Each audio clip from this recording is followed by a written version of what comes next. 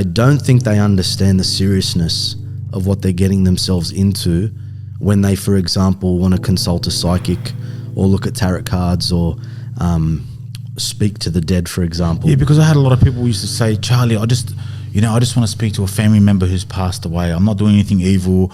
I went to a psychic and they told me they spoke to my grandfather or my grandmother or my child. What's wrong with that? All I want to do is get some closure.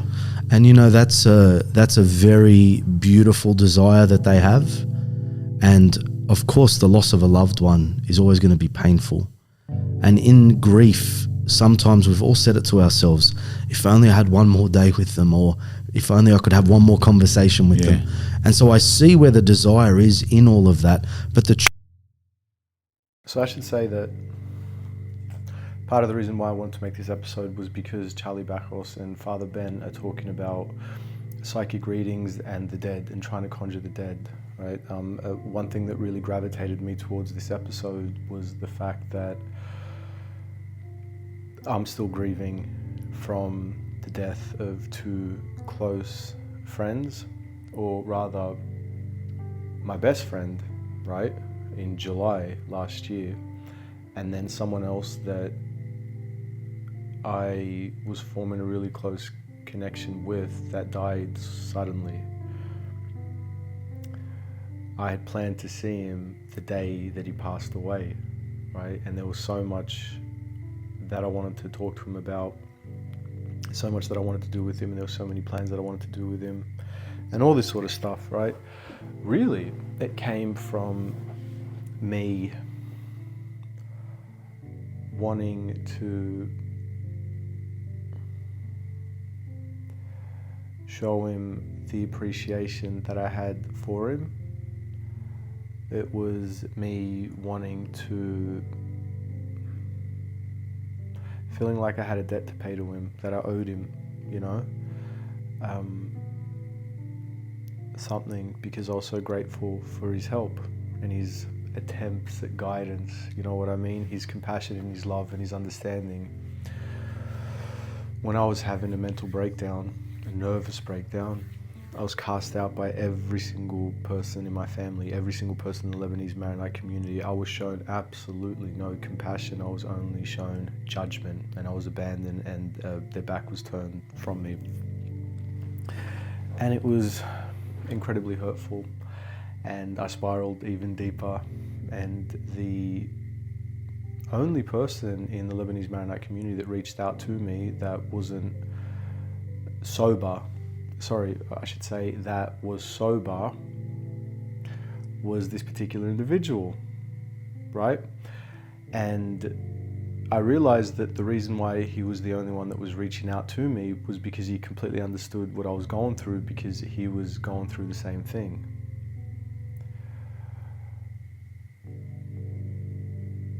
And the unresolved issue that I have with that is that I wanted to help him because I saw what was happening to him.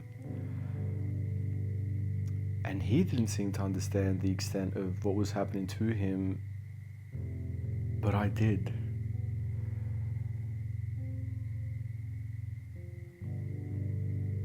And then one day, I got a call and I found out he's gone. And I wanted to help him because I was worried he was going to go down that path, because he was talking about that. He kept talking about not wanting to be here anymore. You see, by then I understood the language of suicidal ideation, and it was a language that both he and I were very well versed in. We were quite fluent in it, and he was quite troubled, and he didn't find any sympathy from the community in the least, only judgment. And he could feel that judgment, and I could feel that judgment as well, and it had a profound impact on him, so much so that it sunk him deep. Kept waking up complaining of tightening in his chest, nightmares. He was haunted by demons, plagued. And I knew what that was, right? But I couldn't help him because I couldn't help myself. And it was really unfortunate. But I don't want to say his name or anything because it's not about that, and I don't want to seem distasteful. But that had a profound impact on me because it happened at a time when my mind was very sensitive, right?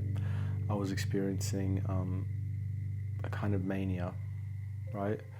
Kind of breakdown, right? This breaking of my ego, you know what I mean? This letting go of this idea that I was okay, you know what I mean? This free fall into, you know,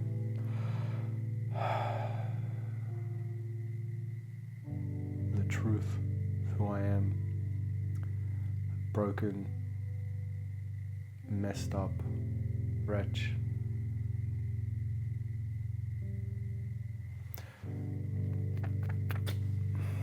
Anyway, he died, and I have a lot of unresolved issues with that. I'd like to find peace with that. For myself, for me, not for him, not for his family, not for the community, not for any of that. I can't help anyone if I can't help myself. But it's this thing about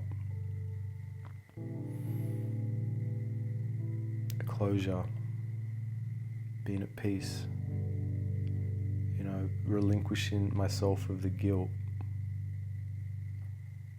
by fixing the problems that he told me to fix, being the best version of myself to make him proud, doing what he didn't have the strength to do, finding hope and redemption in myself and in my community, the community that abandoned both of us. It's a lot.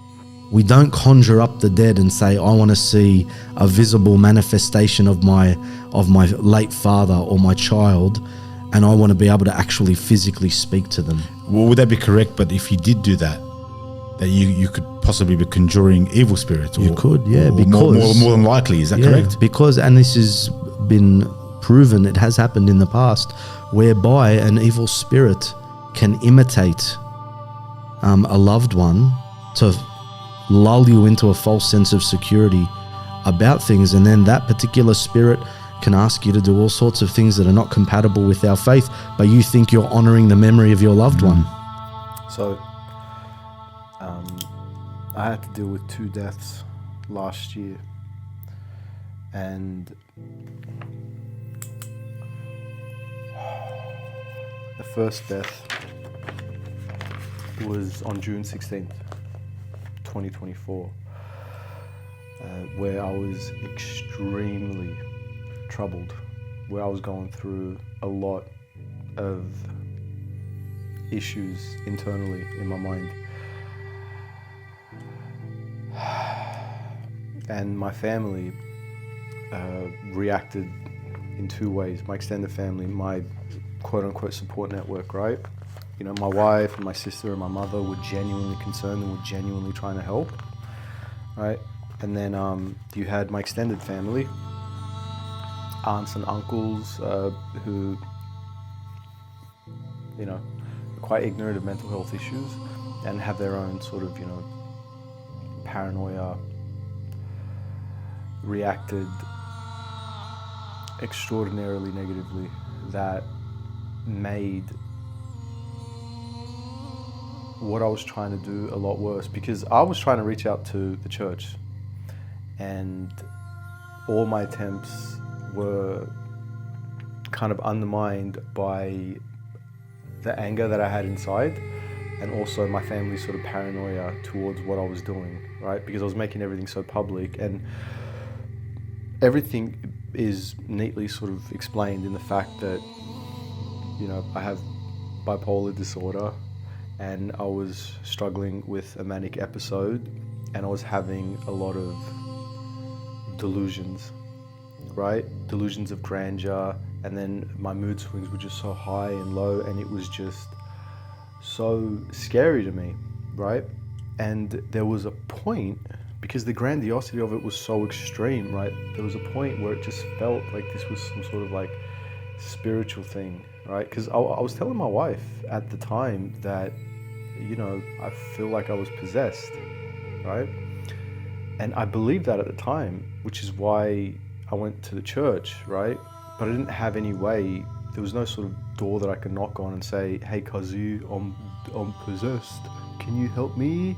Because I had extreme paranoia towards the church generally anyway, like all of my life, right? Because all of the worst people in my life, all the people that I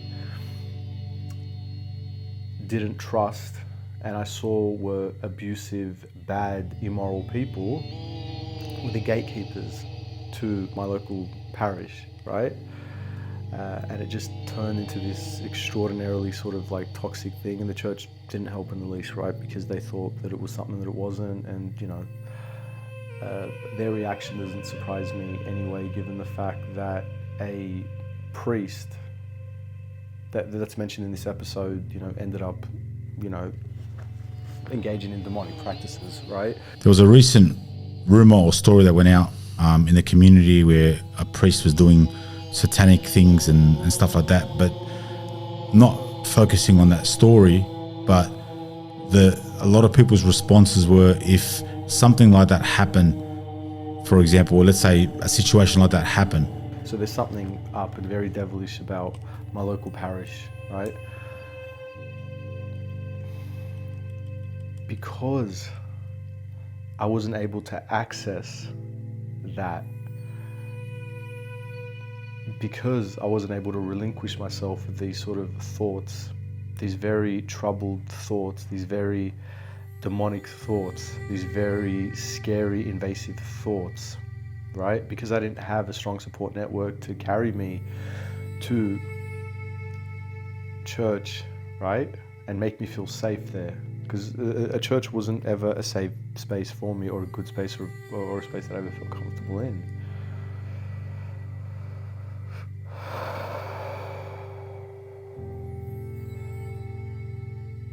I was deprived of that, and it turned into something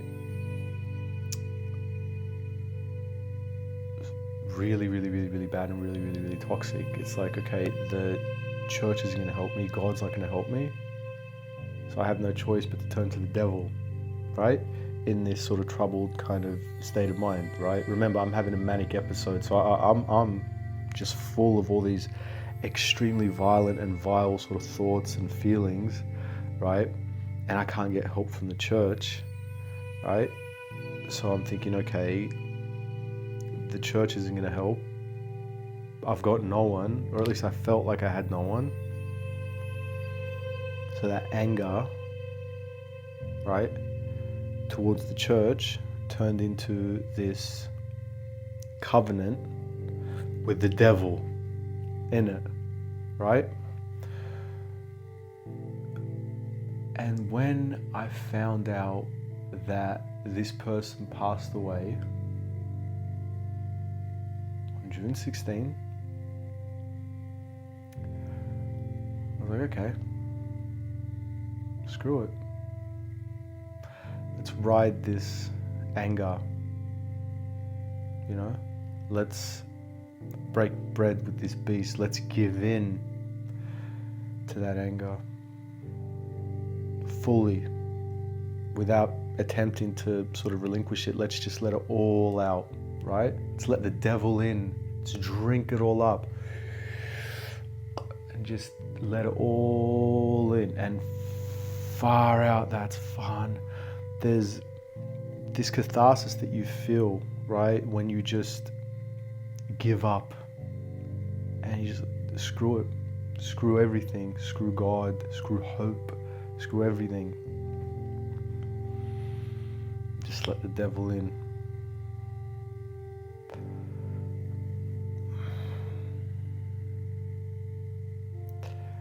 And I did. after he died.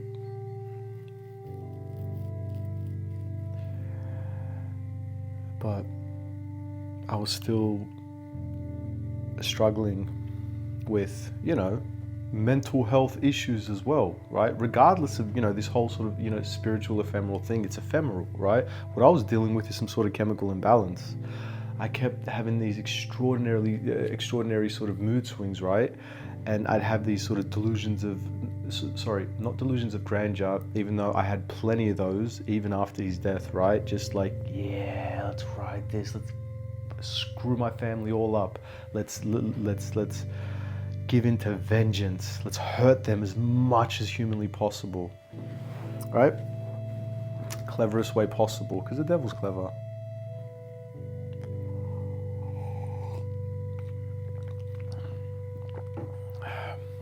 There were these periods of sort of like grandiosity and extreme euphoria.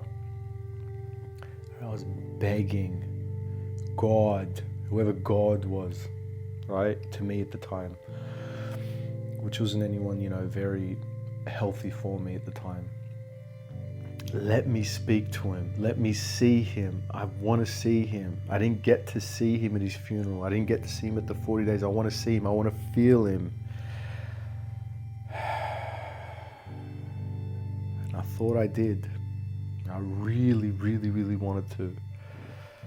And every time I felt like I did, I kept having to remind myself, this isn't real. You're broken. This isn't real. I was so far removed from reality, but I didn't care about reality at that point. I was so hurt. I was so angry. The deal with God was that he stays alive until I get better. And I could talk to him. I could make peace with him. Whatever was going on in my mind, it was only temporary. I knew that it was only temporary. I know this game. I've seen it in my father. I've seen it in my uncle. I've seen it in my brother. I've seen it in my mother. I've seen it in my sister. I've seen it in most of my family members. I know what it is. I know what it is to crumble and fall apart, right? You have your moment, but it's temporary. It could take you for the rest of your life. It could sink you, but I'm not weak. I'm strong. I'm weakened, but I could get better. This is temporary.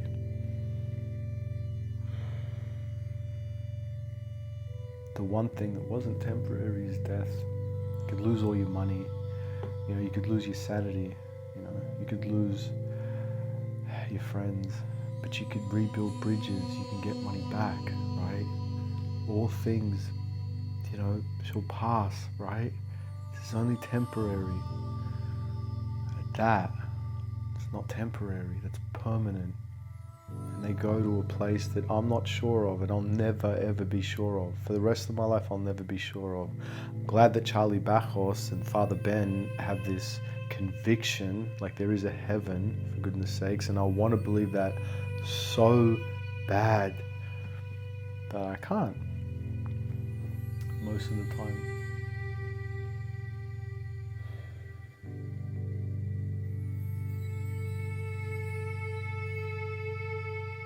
I think I understand what Father Ben is saying, about this sort of need to make peace, to speak to loved ones, right? Because you find it so hard to let go. But you have to let go, because they're not here. And any attempt to try to feel them or get them back, it's not going to work. It's not going to do anything. And the places that you go in desperation to try to feel them again, ain't no place that you want to go in it. At least for me. At least at the time. But yeah, that's what I have to say about that. It's like you need to be testing these particular visions that you might be having. And oftentimes the devil will tempt us, because if we're on the path to holiness, if we're on the path to salvation and we're bringing others with us, that's something the devil doesn't want. He wants everyone to be damned with him. Please, guys, everybody watching the show, only 10% of my audience is subscribed to our YouTube channel. Please, 90% of you are not subscribed. If you want us to have some bigger and better shows and keep this show going, I'd love you to subscribe to the show, especially if you're enjoying it, and press the bell button so that you can actually be notified for the next episodes. God bless you all. Majdaleh.